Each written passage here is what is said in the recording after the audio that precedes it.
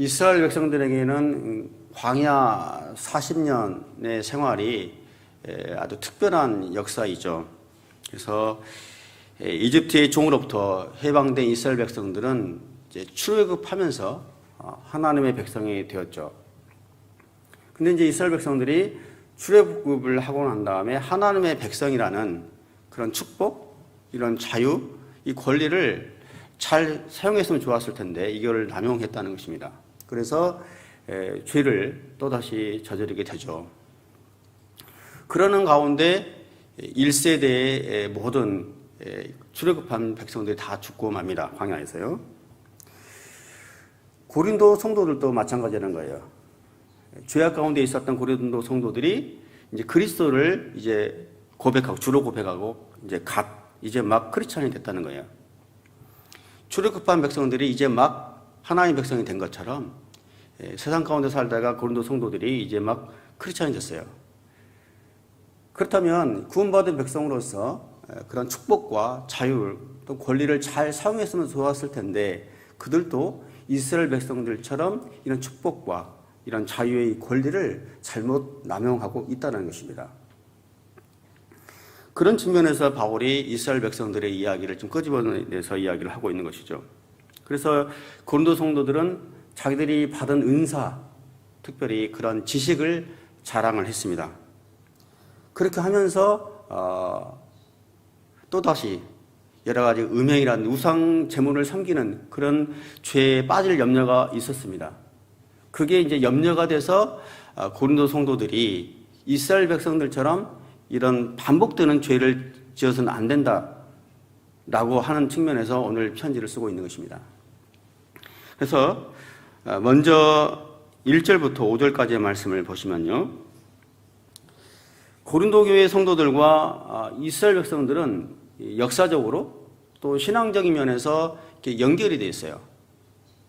연결이 되어 있습니다. 그래서 하나님의 백성이 되었기 때문에 하나님의 백성이 되었다는 면에서 이런 신앙적인 영적인 그런 공동체성, 같은 동일한 공동체성을 가지고 있는 것이죠. 그런 면에서 그들의 이제 신앙의 조상이라고 할 수 있는 이스라엘 백성들의 그런 실패의 역사를 지금 예를 들어서 지금 이야기하고 있는 것입니다. 그래서 1절과 2절 말씀과 3절과 4절 말씀을 좀 보기를 원하는데, 이제 1절과 2절 말씀은 오늘날 우리로 따지면은 세례를 염두에 두고 이야기하는 것이고, 3절과 4절은 성찬을 염두에 두고 바울이 지금 이야기를 해요. 어떤 이야기냐면 1절과 2절 말씀을 보게 되면은 이스라엘 백성들이 출애굽을 했죠. 출애굽 사건은 어떤 사건입니까?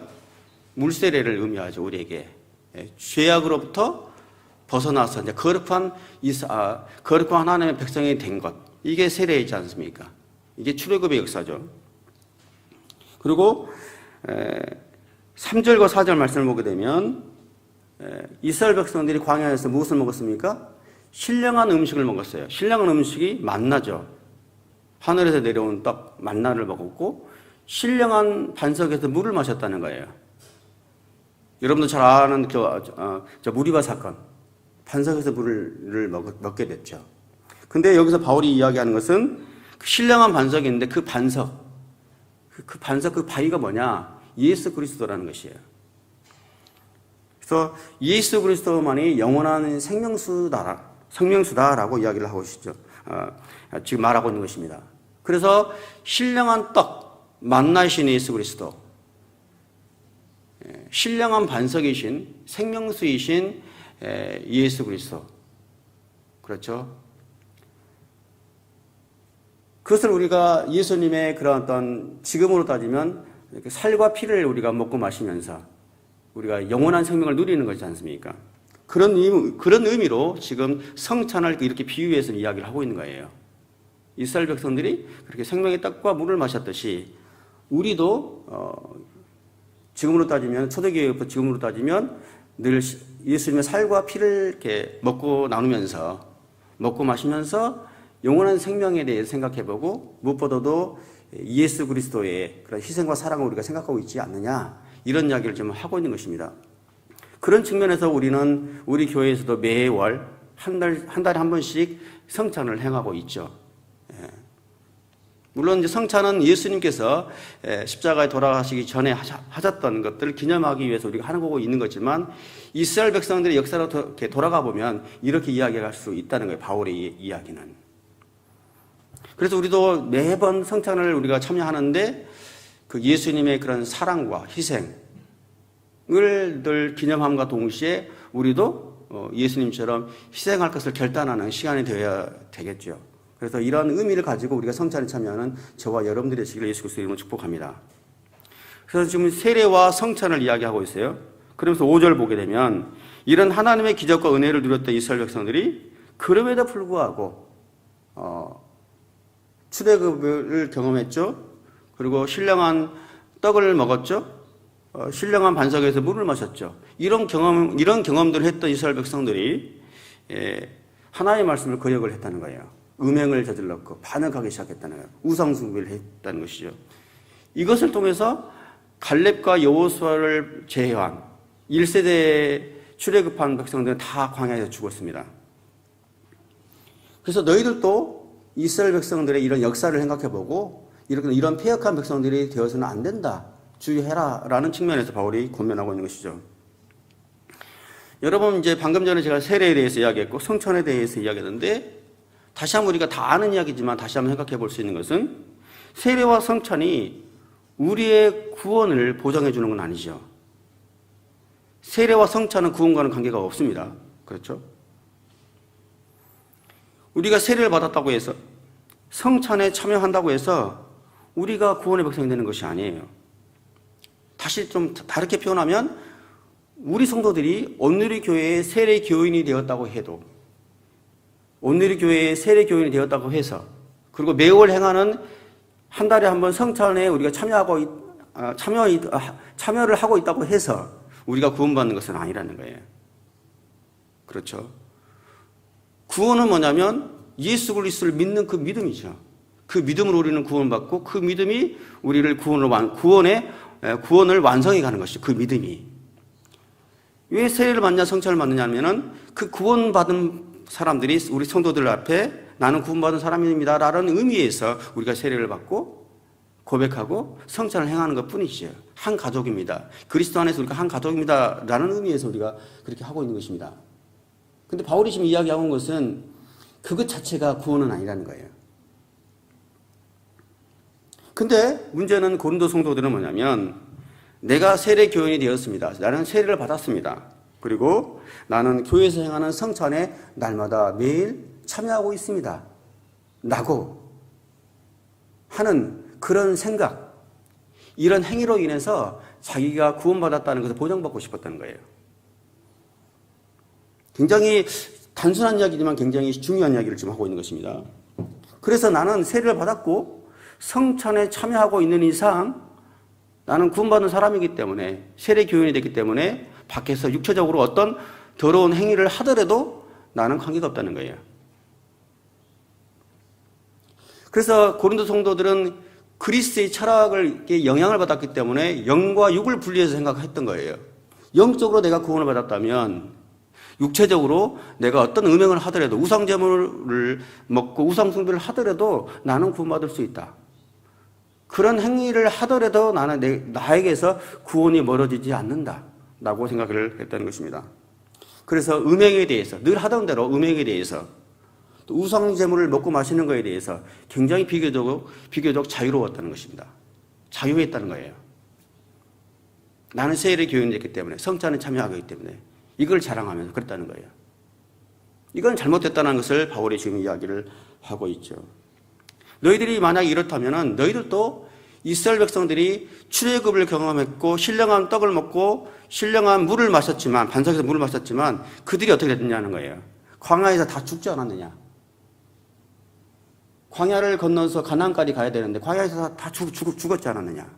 그런 것처럼 너희들도 그 이스라엘 백성들처럼 구원을 받지 않을까 못할까 경계하고 조심하라는 거예요. 굉장히 중요한 이야기를 지금 제가 여러분에게 하고 있습니다. 이어서 그래서 6절에서 10절까지 말씀을 보시면요. 바울은 뭐냐면 고린도 성도들이 광야에서 모조리 죽은 1세대의 이스라엘 백성들을 그래서 본보기로 삼으라는 거예요. 그들을. 출애굽이 끝이 아니라는 거예요.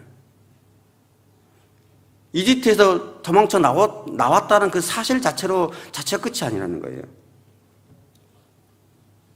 그들은 출애굽했다라는 것, 하나님의 백성이 됐다라는 것 자체를 가지고 악을 즐기고 그러다 악을 즐기다가 결국에 구원을 놓치고 말았다는 거예요.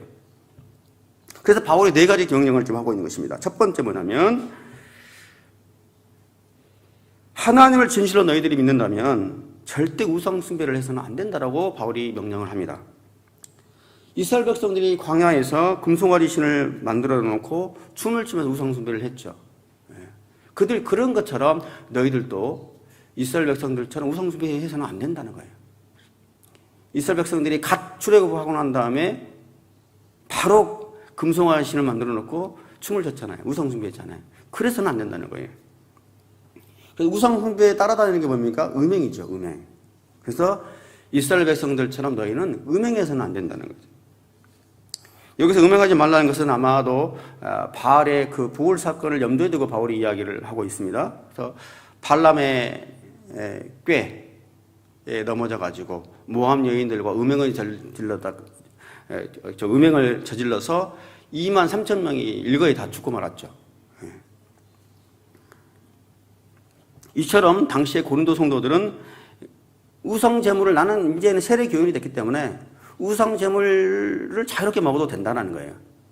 그렇게 하면서 우상 신전에서 그 연회, 매번 열리는 그 연회에 늘 참석을 하면서요 우상 숭배를 하고 있었어요. 늘 하듯이. 그리고 음행을 저질렀죠. 이스라엘 백성들과 다를 바가 없다는 거죠. 세 번째로는 하나님을 그래서 시험해서는 안 된다는 것입니다. 민수기 21장을 보게 되면 이스라엘 백성들이 이제 40년의 광야생을 거의 마쳐서 이제 신광야에서 모압 평지로 가려고 하는 그 순간에 저 에돔 땅을 건너서 가야 되는데 길이 막혔죠. 그래서 빙 돌아서 갑니다. 그래서 홍해길로 내려와가지고 광야를 먼 길로 돌아가는 그 순간에 이스라엘 백성들이 굉장히 원망을 해요. 원망을. 마지막에 또 원망을 합니다. 그렇게 돼서 이제 어떻게 됩니까? 불뱀에 물려가지고 다 죽는 사건들이 있었지 않습니까? 그래서 노뱀을 보는 사람들은 살아나는 역사들이 있었는데 그런 일들이 있었어요. 그런 것처럼 뭐냐면 그 고린도 성도들이 우상 숭배 축제에 참여하면서 어떤 생각을 가지고 있었냐면 나는 세례받은 세례 교인이 됐기 때문에 우상 숭배에 늘 변함없이 늘 동일하게 습관적으로 참여하면서 하나님께서 나를 과연 구원해 낼 수 있는 것인가? 과연 나를 구원해 낼 수 있을까? 마치 이렇게 세례 교인이 되고 난 다음에 우상 숭배를 하고 음행을 저질러 가면서 하나님에 대해서 계속 시험을 하고 있었다는 거예요. 이럼에도 불구하고 나를 하나님께서 구원해 주실 거야. 구원해 낼 수 있을까? 하나님을 계속 충동질했다는 것이에요. 그래서 그리스도를 주로 믿기만 하면은, 고백하기만 하면은 이후에는 어떤 쾌락을 내가 저질러도 된다. 이런 믿음을 정당화하면서 하나님을 계속 시험하고 있었다는 거예요. 고린도 성도들이. 그 이야기를 바울이 지금 이야기를 하고 있습니다. 네 번째로는 뭐냐면 피하는 게 원망하지 말라는 거예요. 원망하지 말라. 모세, 아론의 리더십에 반역을 했죠. 그래서 고라 자손들이 멸족을 당하는 그런 사건이 있었는데 그런 반역 사건을 염두에 두고 이야기를 하고 있는 것이라고 생각을 합니다만은 어떤 특정한 사건이 아니더라도요. 광야에서 이스라엘 백성들의 그런 행태를 전체적인 이미지를 이렇게 생각해 보면은 딱 떠오르는 것이 뭐냐면 틈만 나면 하나님께 원망한다. 틈만 나면 하나님께 원망한다라는 것으로 우리가 생각해 볼 수가 있을 것 같아요. 늘 남의 탓으로 돌리고 책임을 돌리고 또 변명하고 원망하는 그런 속성들이 이스라엘 백성들이나 고린도 성도들이나 우리들도 죄로 타락한 우리 인간의 본성이지 않을까 싶어요, 사실은요. 그래서 지금 정황을 보게 되면 고린도 성도들도 이스라엘 백성들 모세를 늘 원망했듯이 이스라엘 백성들도 그들에게 바른 길로 인도해가는 바울에 대해서 계속 원망하는 마음이 있었다는 거예요. 오히려 그 리더십에 대해서 계속 불평하고 원망했다는 거예요. 바울은 그리스도인들이 이런 그 당시 고린도 성도들이 우상 숭배를 하고 하는 것에 대해서 굉장히 반대를 하고 있었고, 또 재물에 대해서 이 우상 재물 먹는 것도 물론 하나님의 창조물이기 때문에 먹을 수는 있지만 믿음이 아직 연약한 사람들을 생각을 해서 양심에 걸림이 되지 않도록 하라, 이렇게 여러 가지 권면을 했거든요. 그런 권면을 하는 그 바울에 대해서 계속 불평하는 마음이 있었죠. 우리도요, 우리 자신도 생각해 보면은 늘 원망하는 마음들이 생길 때가 있어요. 심지어 어떤 마음까지 생기냐면, 내가 잘못했어요. 예를 들면 본인이 잘못하고 행동을 했어요. 근데 하나님에 대해서 어떻게 원망을 하면, 하나님은 우리를 지켜주셔야 되는 분 아닌가? 내가 크리스찬이고 하나님을 믿고 있는 사람인데 내가 잘못을 하고서도요, 나를 지켜줘야 될 하나님이, 모든 것을 다 아신 하나님이 나를 죄로부터 지켜주지 않았기 때문에 내가 죄를 짓게 되었다라고 이렇게 정당화하는 거예요. 하나님께서 나를 지켜주셔야지, 우리 가족을 지켜주셔야지, 나의 사업들을 지켜주셔야지, 왜 이런 일을 내가 당하고 있는가? 라고 하면서 내가 잘못을 하고서도 하나님을 원망하는 마음이 우리에게 있다는 것이죠. 이게 고린도 성도들의 영적인 상태예요. 또 우리들의 상태이기도 합니다, 사실은. 이런 네 가지 경고를 통해서 알 수 있는 것은 우상숭배, 간음, 또 주를 시험하는 마음, 주께 원망하는 마음이 결국에는 고린도 교회의 영적인 상태구나, 문제구나라고 우리가 알 수 있어요. 이스라엘 백성들이 많은 죄를 저질렀죠. 근데 바울이 지금 네 가지만 딱 지목해서 이걸 피하라고 했잖아요. 그러니까 고린도 교회를 바울이 영적으로 진단해 본 결과 이런 네 가지 죄를 저지르고 있다는 거예요. 우리도 그런 측면에서 돌아봐야 돼요. 우리 자신에게, 내 안에 영적으로 어떤 문제가 있는가? 나에게 뭐가 부족한가? 우리 자신을 바울이 고린도 교회 성도들을 영적으로 진단했던 것처럼 우리도 한번 진단해 보기를 바랍니다. 여러분, 오늘 우리도요, 이 시간 바울이 말하는 이 네 가지 경고를 진실하게 우리가 그 경고에 귀를 기울이면서 생각해 보기를 원합니다. 사실은 이 네 가지 경고는 고린도 교회 성도들에게 주는 경고만은 아니에요. 우리에게도 주는 경고죠.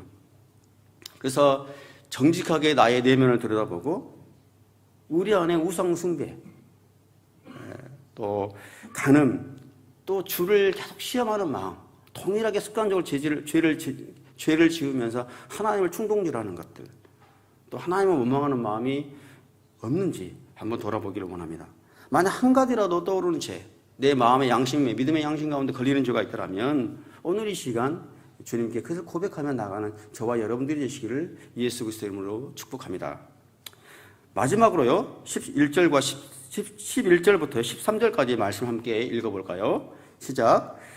그들에게 일어난 이런 일들은 본보기로서 말세를 만난 우리를 위해 경고로 기록된 것입니다. 그러므로 선줄로 생각하는 사람 넘어지지 않도록 조심하십시오. 여러분은 사람이 감당할 수 없는 시험을 당한 적이 없습니다. 하나님은 신실하셔서 여러분이 감당치 못할 시험은 허락지 않으시며 시험을 당할 때도 피할 길을 마련해 주셔서 여러분이 능히 감당할 수 있게 하십니다. 이스라엘 백성들의 이런 실패가 성경책에 쭉 기록되어 있죠. 마치 이렇게 보게 되면 이스라엘 성경을 보게 되면은 성경은 좀 성공의 역사가 아니라 마치 실패의 역사, 원망과 심판의 역사가 아닌가 그렇게 느껴질 정도로 실패의 역사들이 많이 기록되어 있어요. 이게 성경에 좋은 기록만 기록되어 있지 않고 이런 참남한 이런 죄악들이, 부끄러운 죄악들이 노골적으로 기록되어 있다는 거예요. 이런 면에서 우리가 성경의 진실성을 더 확신할 수 있는 것 같아요. 좋은 것만 기록하지 않고 부끄러운 역사들도 있는 그대로 기록했기 때문에 성경의 진실성을 더 우리가 확신하고 믿을 수가 있는 것이죠. 그래서 성령님께서 왜 성경을 사설적으로 이렇게 기록해 두었는가? 좋은 것만 기록해 두면 좋을 텐데 이렇게 부끄러운 역사들을 있는 그대로 기록해 두었는가?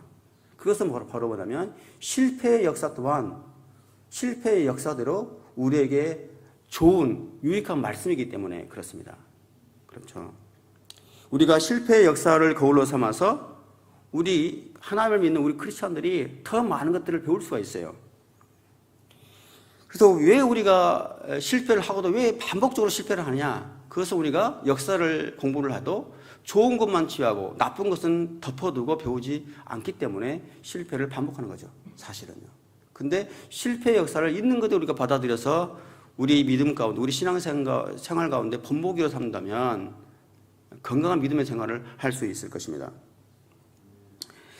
어쨌든 자랑스러운 역사이든 부끄러운 역사이든 성경에 낱낱이 기록된 역사들, 이런 것들은 이 말세를 살아가는 우리 크리스천들에게는 굉장히 유익한 말씀이에요. 여기서 이제 바울이 말세라는 표현을 썼어요. 여기에서요. 앞으로 더욱더 악해진다는 거예요. 근데 이 말세라는 것은 어떤 의미냐면은 말세가 언제입니까? 성경에서 말하는 말세는 분명히 어떻게 이야기하고 싶어 하냐면은 예수님께서 처음에 오셨어요. 초림하셨죠. 그때부터 시작해서 부활 승천하고 난 다음에 예수님께서 앞으로 다시 오시지 않습니까? 재림이 있지 않습니까? 그래서 초림까지 재림의 모든 기간이 말세예요. 성경적으로 생각하면. 그렇기 때문에 우리는 지금 마지막 시대를 살아가고 있어요. 사실은. 말세를 이미 살고 있어요. 이미. 우리 이런 크리스찬들이 늘 영적으로 깨어서 종말론적인 신앙을 가지고 늘 깨어 살아가야 된다는 것이죠. 그런 측면에서 바울이 이런 표현을 했다고 생각합니다. 그래서 바울이 이렇게 말합니다. 그렇게 이 마지막 시대를 살아가는 우리들에게 그러므로 12절을 보게 되면 그러므로 선줄로 생각하는 사람은 넘어지지 않도록 조심하십시오. 이렇게 말합니다. 선줄로 생각하는 사람은 넘어지지 않도록 조심하라. 이 말씀을 하나님께서, 성령께서 우리들에게 주는 메시지로 우리가 받기를 바랍니다. 선줄로 생각하는 사람들은 넘어질까 조심하라. 여러분, 우리가 받은 은사가 있습니까? 또 고린도 성도들처럼 구원에 관한 지식을 가지고 있습니까? 또 주님께서 허락하신 직분이 있습니까? 우리가 서 있다고 생각한다면 늘 넘어질까 조심하고 경계하기를 바랍니다. 고린도 교인들처럼 우리가 이미 세례를 받았고 또 정기적으로 성찬에 한 달에 한 번씩 참여하고 있고 이 새벽 예배와 주일 예배에 매일 참석하고 있다고 해서 늘 성실하게 믿음 생활을 하고 있다고 해서 그 자체가 우리의 구원을 보장해 주는 건 아니에요. 그렇죠? 물론 구원을 받은 백성들은 그렇게 살아야 돼요. 그렇지만 그 행위 자체가 구원은 아니라는 거죠. 가나안 백성들을 생각해 보십시오. 지금까지 광야 백성들에 대해서 이야기했지만 가나안 백성들, 이미 가나안에 들어가서 살았던 이스라엘 백성들, 그들은 오히려 내가 하나님의 백성이 되었다는 선민의식을 자랑하면서 오히려 거룩한 하나님의 백성으로 그 땅에서, 가나안 땅에서 살아내는 삶에 대해서 굉장히 소홀했어요. 사실은. 그래서 오히려 광야에서 이스라엘 백성들보다도 가나안 땅에 들어가 살았던 이스라엘 백성들이 더 많은 죄를 저질렀어요. 더 패역했어요. 더 우상 숭배했고 더 간음했고 더 하나님을 시험했고 원망했어요. 사실은. 이미 가나안 땅에 들어간 성도들이. 그렇게 함으로 해서 결론적으로 바벨론에 쫓겨났지 않습니까? 우리는 광야 이스라엘 백성들에 대해서 우리가 이야기를 하지만 사실은 가나안 백성들이 더 많은 죄를 저질렀습니다. 마치 우리가 그러지 않느냐는 거예요. 세상 가운데 살았던 우리보다는, 그때 내 자신보다는 이제 오늘의 교회 성도가 됐기 때문에 또 우리가 크리스찬이 됐기 때문에 좀 더 깨끗하지 않을까라고 생각을 하지만 그와 동시에 음행하고 우상 숭배하고 하나님을 시험하고 원망하는 마음이 있지는 않은지 돌아보기를 바란다는 거예요.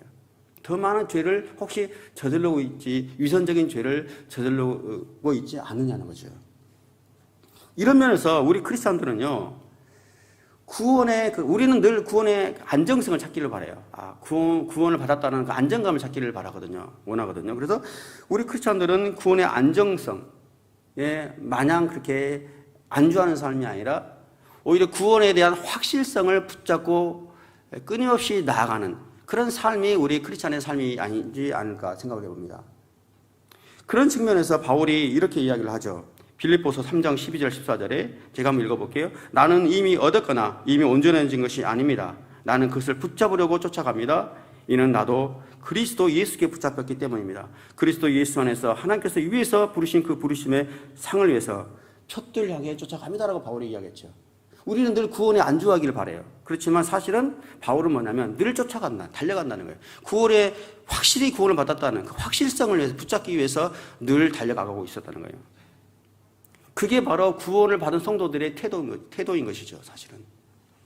근데 고린도 성도들은 구원에 안주했어요. 그냥 구원받았기 때문에 모든 행위를 해도 괜찮다고 생각을 했던 것입니다.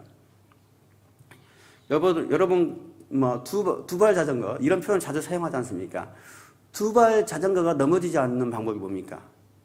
잘 아시지만 멈춰서지 않고 계속 달리는 거죠. 계속 달려야지 넘어지잖아요. 믿음이 그렇다는 거예요. 믿음이.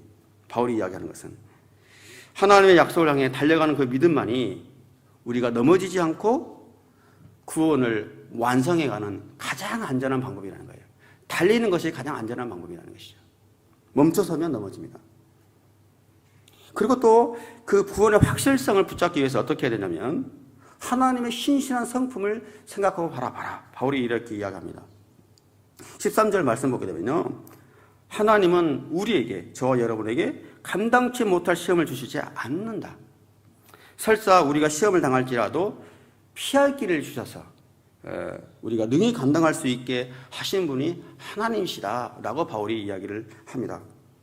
그 시험이 사탄이 주는 시험 유혹이든지 아니면 하나님께서 주시는 시련이든지 그 모든 시험이 결국에 하나님의 주권, 손 아래에 있기 때문에 우리가 감당할 수 있다는 거예요. 여기서 하나님께서 우리가 감당치 못할 시험을 허락지 않는다는 의미, 이런 의미는 어떤 의미일까? 감당치 못할 시험을 허락지 않는다는 의미, 그것은 사단의 권세까지도 하나님께서 한계를 두시고 우리가 당하는 고난의 수위, 아픔의 수위, 고통의 수위까지도 하나님 조절하시고 제한을 하신다는 거예요. 사단의 권세에 한계를 두시고 고난의 수위까지 제한을 두시는 분이 하나님이시기 때문에 우리가 감당할 수 있다는 거예요. 그래서 우리가 자랑할 것은 뭐냐면 우리에게 은사나 지식이 아니라 그런 하나님, 우리를 늘 지켜주시는 그 하나님의 신실함, 변함없는 그 성품을 신뢰하고 그 하나님을 찬양하기를 원합니다. 그런 측면에서 바울이 신실한 하나님을 붙잡고 나가라고 이야기를 하고 있습니다. 여러분 믿음 안에 잘 서 계십니까? 서 있을 때 우리가 넘어지지 않도록 조심합시다. 그리고 넘어지지 않도록 그 구원의 완성을 향해서 부르심의 상을 위해서 오늘도 표들 향해서 오늘도 열심히 달려가기를 바랍니다.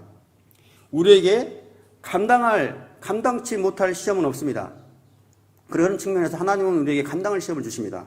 그리고 피할 길을 내주시는 하나님이십니다. 그 하나님을 우리가 굳건히 붙들고 나아가기를 바랍니다. 오늘도 이 믿음으로 하나님을 붙들고 신실하신 하나님 붙들고 나아가는 저와 여러분들이 되시기를 예수 그리스도의 이름으로 축복합니다.